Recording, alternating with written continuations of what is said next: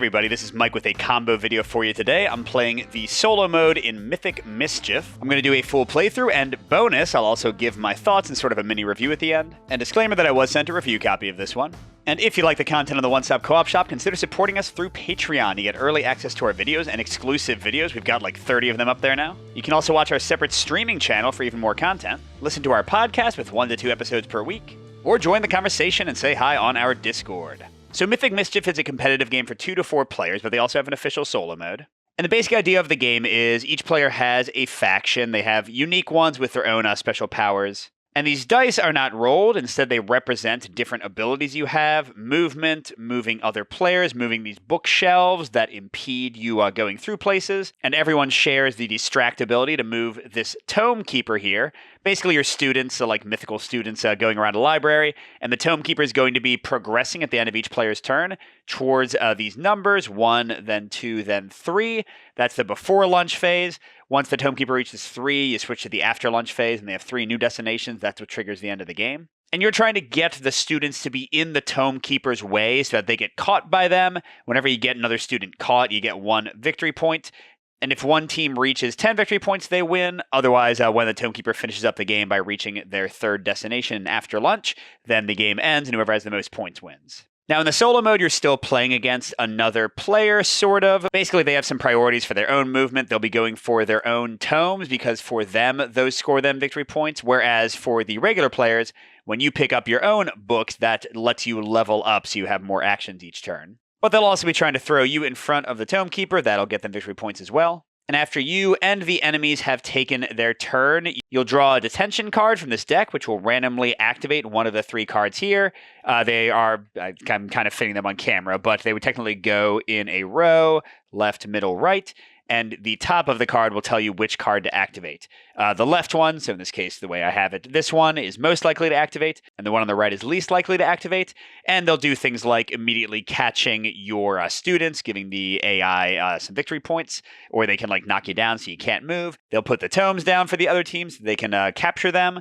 So those are the basics, but honestly, it's a pretty straightforward game, so I'll kind of explain what I'm doing as I go, and I think it should all make sense. So I'm playing as the vampires, and I'm going to be the blue people, and I got to put them on the board in a second. And everyone has a unique way to move other players and to move bookshelves. For the vampires, I have the lure ability. If I am in a direct line, either orthogonally or diagonally to another student, I can use 1 lure to move them directly toward me, assuming nothing's in the way. And you can't move people onto the tome keeper. You can move the tome keeper onto them. And then as for my bookcase ability, which is conceal, I can rotate a bookcase into 1 space. You can never put them on the outside edges, and you can't like totally block off part of the board, but that's basically how it works. So where do I want my people to be? I want them to be close to these blue books.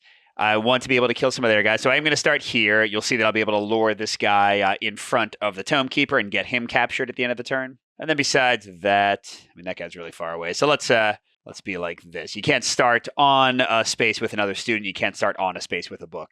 All right, so I've got 3 movement, 1 lure, and 1 conceal action. Also, each faction has a legendary ability they can use, but it uses up this little book that's on there.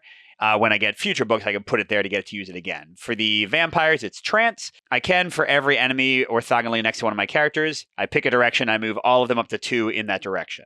All right, so first let's use the lure that I was planning. I have a single 1 that'll pull this guy diagonally toward me, right in the path of where the tome keeper will be going. Then I have 3 movements, so let's do 1 to get that book. You can just put it here because you're going to upgrade it at the end of your round. 2 to go there. You just kind of roll the dice down as you use them. So I've got a single movement left. I could go there, but I'm 99% sure that would mean I get caught by the tome keeper next turn, so I don't know if it's worth it. So maybe instead I move out of the way. And then do I need to use my conceal power? If I use it, then it'll actually cause the die to go all the way to the left, and I won't have any for my next turn unless I upgrade it. So by leaving it there, I'm kind of saving it for another round, so I'm not going to use it. Okay, after your turn is done, but before you spend your upgrades from tomes, you move the tome keeper. And he goes 4 spaces per turn during the before lunch phase. He goes 3 after lunch. And this card, by the way, shows where his roots are, shows where my starting tomes started. And these little circles are spots you can spawn into if you get captured. So he moves 4 and he wants to go to the 1. And he always goes the fastest way possible. These little spaces here cost 2 to move into instead of 1. So the fastest route for him to get to the 1 is 1, 2, 3. He'll have 1 movement left. And whenever he moves over somebody, he captures them, and that gets me a victory point. They'll spawn again in a second. Now he's got 1 movement left, and he's trying to go down to number 2. And the fastest way to do that is going to be to get to here or here, go on the clutter, and then move down. And whenever it's your turn, you get to decide on ties. So here, moving 1, 2, 3 to get to there, 1, 2, 3, or 1, 2, 3 are all equidistant. So I can choose for his 4th movement to go here and get me another victory point, of course. And now before I spend my upgrades, I'm going to roll to replace these people. And you have this little card. It shows the different die faces. You're going to go to the green face that matches first, but then if that's occupied, you go to a blue space instead. It can't have a tome or a person there. Otherwise, you can place them wherever. So we'll roll 2 dice, and we got double 4s. So the first person is going to go to the green 4, which is there. The second one's going to go to the blue 4, which is there. All right, those weren't terrible spots, I guess. And now before we get to the enemy turn, I'm going to get to upgrade.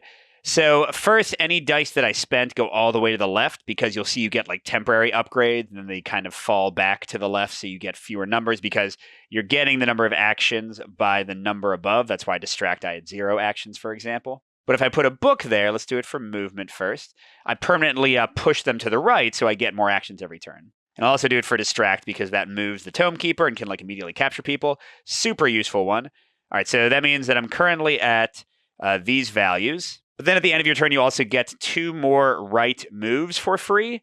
So what do I want? I could get another Conceal. I could move Lore twice to get a Lore. I could move Distract twice. I could move single movement dice. But yeah, let's get Distract all the way up to 2. Why not? All right, that's it for my turn. Now we get to the enemy turn. And you activate them starting in the bottommost row, going from left to right. So it's going to be this person, then this person, then this person. So you just kind of go in that order to activate them. And for each of them, they can move 3 spaces. You can change that with difficulty. You can modify a lot of things with the difficulty settings. So first, they look if they can reach any of their books. If they do, that'll be their first preference. They will move on to them and get 1 victory point for capturing them. If they can't do that, they'll try to move to one of my people and displace us 1 toward the Tome Keeper.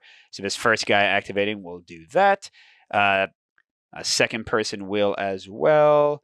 They can reach both of us, but they go for the lower one when they have a choice. And here it's equidistant, so I get to choose. So I guess I'll be on the clutter. And this last one, 1, 2, 3, since that's double, so they can't reach any of them. So they'll go 1, 2, 3, and sure.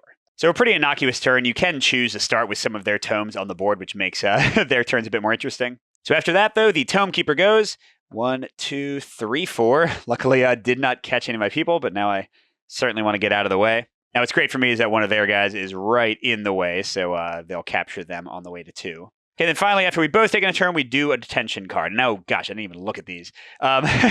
So the most dangerous spots, the most likely card is going to capture everybody. That's what the eyeball is, just to show a little bit closer. The eyeball, you get captured and give the AI a victory point. The yellow knocks down your character, so they can't move that turn. And the tomes get spawned where the squares are. So let's see. It's actually the rightmost, or the last card. So that one gets taken away and activated. All the cards slide to the left again. I'm not like showing the row because they won't fit. And then the new card goes down in the farthest space. So this is actually a fairly nice one because there's no way for me to be captured, no eyeballs. But there is yellow. Oof. That person can't move and that guy can't move. I guess he's getting captured. That's a bummer. And then any of my guys on arrows get pushed up, but the bookcase is in the way. None of these things affect the enemy, by the way. And then finally, they're going to get 2 of their books spawned. 1 here and 1 here. Okay. Well, all right. This is going to be an interesting turn, isn't it? I could theoretically save my person by like distracting the Tome Keeper away. Gosh, the only person who can move literally like needs to rotate a bookshelf to even go anywhere.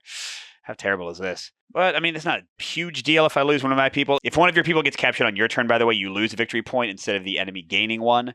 So here, this will kind of be a wash right now. Now, can I get anybody else captured? I only have 1 lore, so it seems a bit unlikely. So gosh, maybe I don't know, try to get some of my books. I mean, I'll certainly spend my 1 conceal to rotate this here so I can at least go somewhere, and I guess I'll move twice. I could lure from right here this guy to there. Is that worth it? Is that going to do anything? I mean, I think it's certainly getting them closer to the Tome Keeper, so it's something at least. And then, yeah, my second move to get that. But then, yeah, not a ton else to do. Got 3 movement left and 2 distract, although if I don't use any of it, it'll stay where it is, which I think is what I'm going to do. So I'll just, I don't know, move the one person I can, 1, 2, 3, over towards my last tome for upgrading, because that'll go away once the Tome Keeper reaches number 3, although I'm putting myself right in the path of number 3. That's not necessarily great. So yeah, that's about it. And then boop. Oh, I can stand this person up to remember they can move next time. So that's -1 victory point, +1 victory point, 2, 3, 4. And now they're just going to rush up to space 3, and that will end the before lunch phase. Before they get to upgrade again, I guess having consistent conceal would be nice. And again, dice don't drop down to the far left unless you use at least one of them. Since I'm never distracted, it'll stay right where it is. What do I want to spend my 2 free temporary upgrades on? I think being able to lower them more would be good. All right, now we get to the enemies. Sorry. Before I upgrade, I should have rolled for where the 1 is going. 3. Oh, no, that's occupied. So where's the other 3? No, that's also occupied. So you just re-roll when that happens. A 5. Occupied and not occupied. There we go. They're going to be pushing me around a lot. But the nice thing is none of them are within 3 move of either of their books. So they're not going to do that. All right, this one activates first. All they can reach is my person. If they can't reach anybody, by the way, they just try to get as far away from the Tome Keeper as they can. So 1, 2, 3, or I guess they can move through each other. So 1, 2, and what's closer to the Tome Keeper? 1, 2, 3, 4, 5, 6. 1, 2, 3, 4, 5. Oh, it's equidistant. Which way do I want to go? I guess getting them away from their books is a good idea. All right, so that guy went. Then this one is next. So 1, 2, 3.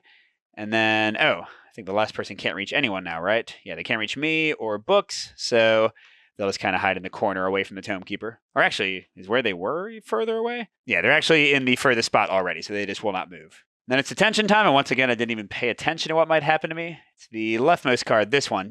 Gosh darn it. Yeah, it's going to be a card that captures everyone in the middle, which is me. That's their first victory point. Oh, no. They captured... Oh, that's right. I lost a victory point, so this is their first one. And then they get 2 more tomes. Boom and boom. It can land right on them, and if they're still there at the start of their turn, they'll get it for free, although that still will be their move for the turn, so you don't get to do anything else. But yeah, that was a bit unfortunate. I will get to put my people at the start of my turn right now in any of these spots if they're unoccupied. Oh, I never moved the Tome Keeper, did I? What's the fastest way? I'm sure it's got to be this way. 1, 2, 3, 4, 5, 6, 7, 8. 1, 2, 3, 4, 5. Yeah, of course. Okay, so 1, 2, 3, 4. Oh, this is good. I'm definitely going to be able to get at least like one of them captured by moving them up there. Maybe I can do more. Oh, gosh.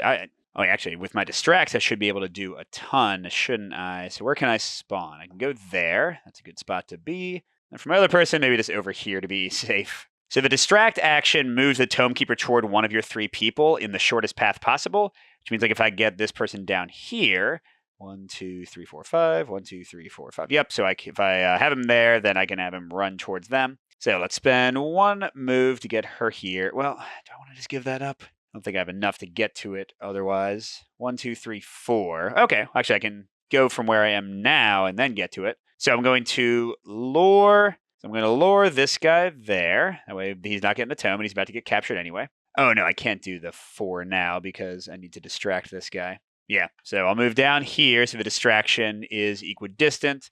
And then distract 1, 2, boom, boom. Again, you can move the Tome Keeper onto them. You just can't move them onto the Tome Keeper. It gets me to 4 victory points. No way I see to get this person taken care of, though. And then, yeah, 3 movement, not enough to get to my tome, so I'm just going to have to give that up, sadly. Oh, but I could. Yeah, it's not necessarily the best thing. I'm going to move 3. 1, 2, 3. And then if I lure this guy up here, then the clutter is going to get in his way and he won't be able to get any of the books. Now, that might be a moot point because there's a very good chance that these people will spawn in near those anyway. But it's something to do. And do I want to move any bookcases? Not really, I don't think. So we'll just stop there. And the Tome Keeper is going to go 1, 2, 3, 4. Oh, so that will trigger the end of the round, going into the after lunch phase after I bring their people back on, though. So blank and a 5. The blank's occupied. So there's the blue one, so we'll have to re-roll that. Oh, another 5. So one of the 5s, yep. Oh, no, that 5's got a bookcase. So a 4 instead. Right here. Yeah, they're definitely going to get some victory points in a second. Now, on normal difficulty, all the books they hadn't collected would be cleared from the board, but I'm playing on a harder difficulty where you leave them all on there. And clearly I need to because I'm definitely ahead quite a bit. So before we do anything else, we're going to go into the after lunch phase. The Tome Keeper now moves 3. We're going to seed 3 more of my books for upgrading, although the one that I didn't collect is going to go away. And we also have 3 new destinations. The Tome Keeper actually started on the second one.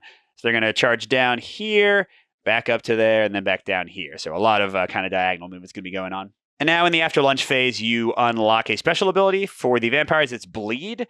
Every time I walk over an enemy student, I'm going to get one of these blood tokens. And at the end of the round, that'll give me an extra push upgrade for my characters, kind of like the 2 free ones I get each round. And speaking of, so lore falls all the way back down, so does distract, and then I get 2 free ones. Yeah, I think another distract, that seemed pretty valuable to me. Well, my movement is lower than I like. I do still have my trance. I probably want to use that at some point. All right, yellow's turn, and this won't be too pretty. So this one can get to either of us. So he wants to go to the lower one. He wants to move me toward the Tome Keeper. Gosh, where even is toward the Tome Keeper here? I guess I'd rather be over here since I already have a lot of coverage on the left. This guy will run and get that. 1 victory point for them. This one will, hello. Yeah, go ahead and get that thing. Oh, wait, hold on. Yes. The tiebreaker is just lowest toward the bottom of the board, and then you get to choose. So even though they could technically reach 1, 2, 3, or that one, I'd rather them go there and say hello to our friend. That's all their move. And then Tome Keeper, 1, 2. And then I guess I get to pick, or they would pick, but it's kind of all equidistant, isn't it? Yeah, so I'd rather be down here. So beautiful. And they lose a victory point since that was one of their own people being captured. Let's roll for where they respawn. 2, which is all the way in the corner. Oh, I love that. That's going to be easy to lure them closer to the Tome Keeper and some capture. And then, oh my gosh. Did I really? Yeah, I didn't notice that the most likely card to happen would capture 2 of my people. And nope, middle one, yay! And yay, we don't get captured at all. Although, yes, nothing bad. Yeah, look at this. We dodge the knockdown, we dodge the capture, just 2 tomes coming out. Whew! Should pay attention to this, Mike. The game is about strategizing. They give you information, and you're just ignoring it. All right, so this is a bonanza of books for them to collect, so I better get some victory points quickly. And now I should look. Yes, this row might be dangerous, and these corners might be dangerous with the cards that are out. So let's try to not be there if we can. Let's actually remember that this time. All right, so what can I do? Super easy to just move here and distract the guy twice to capture them, but then it's tough to get anybody else captured. Ooh. Yeah, if I moved here, distracted them to there, and then lured this guy there, I think the fast, well, let's see, 1, 2, 3, 4, 5, 6, 7. If he was here, 1, 2, 3, 4, 5, 6, 7. Yeah, so it's equidistant, so I could choose for his 3 moves to do that. So that would get 2 of them pretty easily. That would use up my lore and some movement, but not a ton. I'd like to get that book too, though. How many books can I get? Let's see, if I was 1, 2, 3. You can move through enemies. You just can't take actions while you're in their space. That would get me 1 book. Then I got 2 left. Let's go get this one, not the one that's a little bit more central. All right, and then the lure, and then distract. Hey, Tome Keeper, I'm over here. Whoops, you ran out of movement. Sorry. Gets me to 5 victory points. I still got my bookcase. What's really interesting is I could rotate this to here and just kind of set up a little death gauntlet here of the lore keeper, very slowly going there, very slowly coming back out. I feel like I'll be able to certainly take advantage of that against the AI. Although, if they don't spawn in there, it's going to be tough for me to manipulate him to go toward them. If they spawn up here, they'll just collect books. Never mind. Let's not do that because time's kind of on their side to get victory points more easily. Whereas I'm ahead. I kind of want to finish this more quickly. So let's not rotate anything yet. All right, then the Tome Keeper does their thing. 1, 2, 3. So that gets me to 6. And I feel like one of their own people got captured on their own turn and they should have lost a victory point. I might have missed that, so you might have seen a caption already about that. But let's roll for where their people are coming in. 1 and 3. 1's totally fine, although not great because it's next to a ton of books. And 3 is also open up there.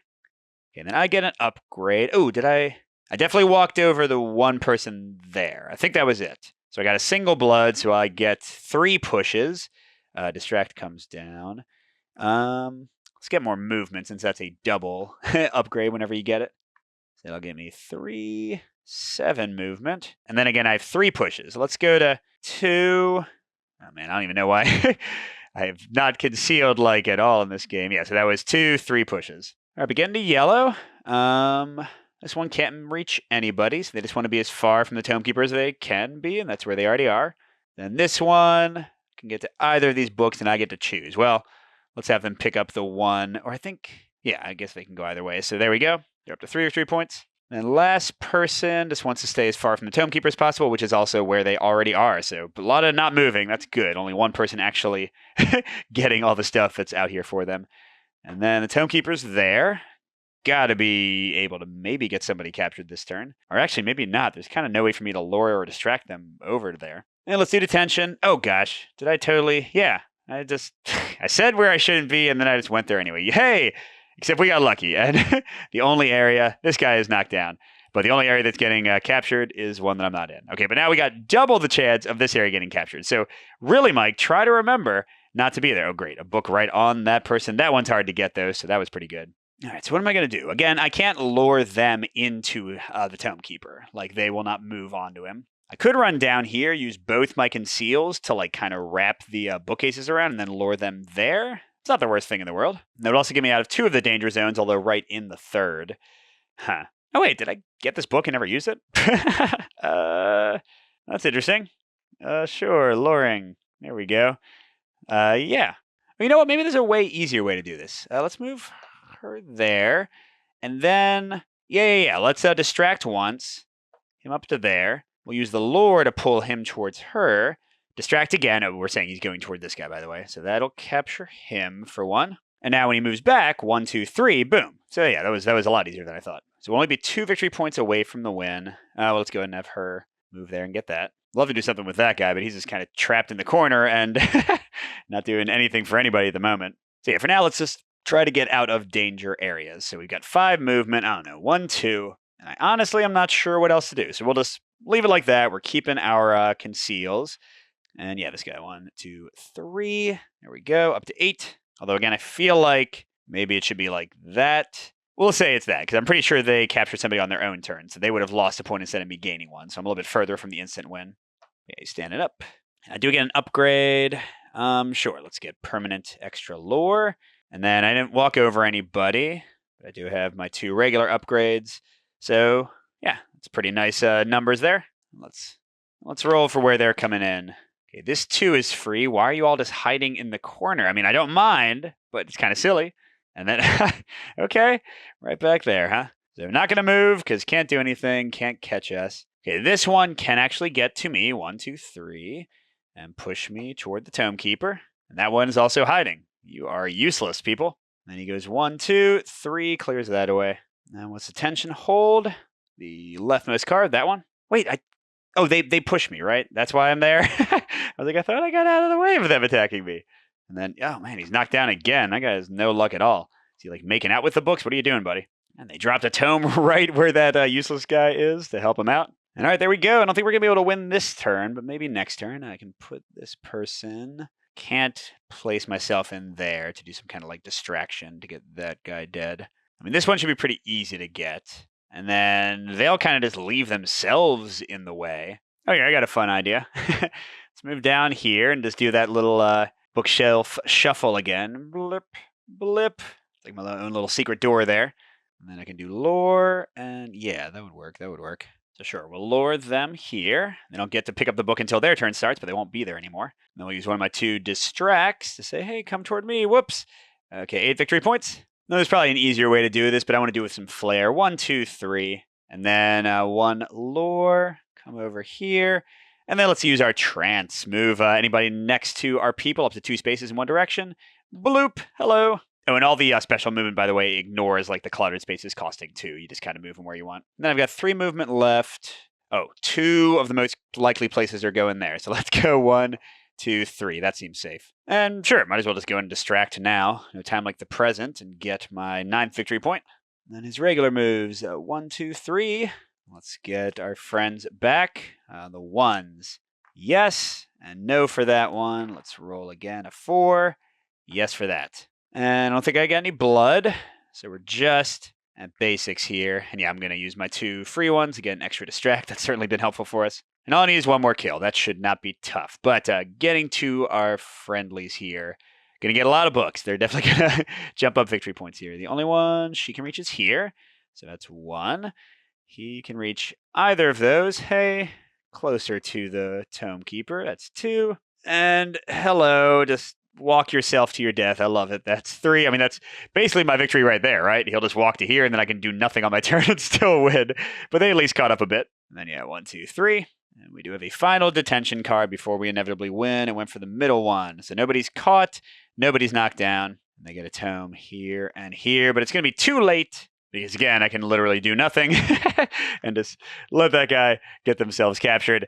10 victory points for me. There we go. So that was the solo mode in Mythic Mischief, using just one of the many factions, especially if you get the expansions, the vampires. The AI faction doesn't change anything, sadly, so like the fact that I was playing the zombies doesn't have any benefit or drawbacks. But again, there are a lot of ways to make the difficulty more challenging. I could have started with books on the board. I could have given the yellow players more movement so they wouldn't be like stuck as often. But let's talk about what I think about this one in a quick review. So first I'll say I've mainly been playing this competitively 2-player against my oldest son, and that's been a blast. I think this game definitely shines at competitive. It's a nice solo mode, and it's cool that they included it, but certainly for chaotic hijinks and to mix and match the powers of all these different factions, there are a bunch of them.